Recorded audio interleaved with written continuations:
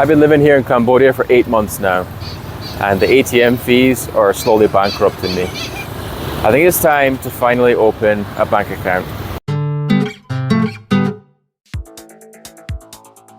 Why are there so many banks opening up here in Siem Reap? It's like Miami in the 80s. I keep expecting to see Tony Montana walking down the street with a briefcase full of money. Why are there so many banks here? Well, it turns out there's an explanation. It seems that Cambodia is in the midst of a transition right now, moving away from a predominantly cash-based society to a more modern, electronic one. And every bank in Asia wants a piece of the pie. There are also ATMs everywhere. There are at least 20 different ATMs to choose from in the city centre alone. Every size, shape and colour of ATM is represented. But by far the most common ATM here are those from the Advanced Bank of Asia. They're quite literally on every street. And it might surprise you to know that the Advanced Bank of Asia, ABA, is now 100% owned by the National Bank of Canada. And it's not the only connection that Canada and Cambodia share. In fact, Canada is one of Cambodia's most important export destinations. Last year, Cambodia exported over $1 billion worth of products to Canada. And it probably comes as no surprise that the most popular product made here that's imported by Canada is knitted jumpers. I get cold just thinking about it.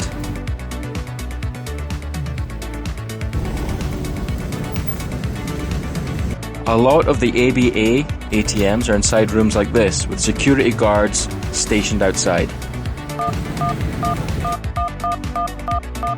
I've been using these ATMs since I got here, and so far so good. I've never had any issues. Well, apart from my bank balance.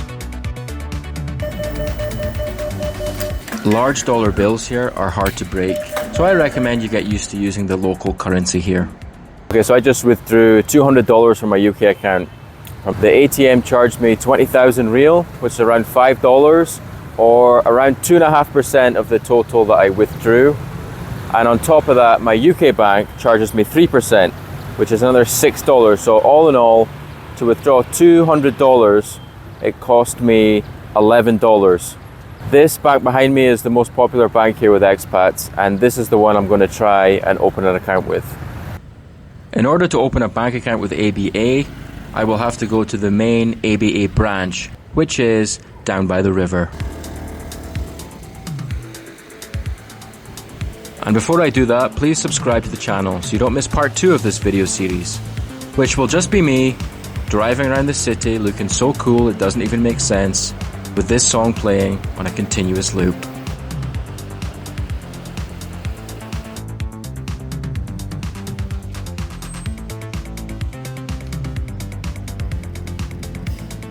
Okay, so here's what you need to open a bank account here. You need an E-type visa with at least the initial 6-month extension having already been processed. They check your passport at reception and they give you a ticket. I only waited about 5 minutes before my number came up on the screen. The inside of the bank was really modern and clean, and there was a faint smell of maple syrup in the air, which was nice. The bank clerk checked my passport again and asked me why I needed the bank account. The form was pretty straightforward to fill out. She sent a code to my phone number and email, so you'll need to set up your Cambodian SIM card before you apply for the bank account. It's probably also worth explaining how I'm going to transfer money from the UK to Cambodia. I use the Wise app on my phone for all my international money transfers. They give you the real exchange rate and the fees are very low compared with what I've been paying in bank fees until now. As you can see, it's only £1.67 or $2 to transfer $200 internationally, a saving of $9 for every $200 that I withdraw here. It says that the transfer can take between 1 and 5 business days, but in my experience, 2 or 3 days is about average. So all in all, it took about 1 hour for the clerk to set up 2 bank accounts, one in US dollars and the other one in Khmer Real. By the time we left the bank, it was dark. Overall, I was very impressed with ABA. The whole process of opening the bank accounts was seamless. All I had to show was my passport, the staff were very friendly, and they all spoke fluent Canadian.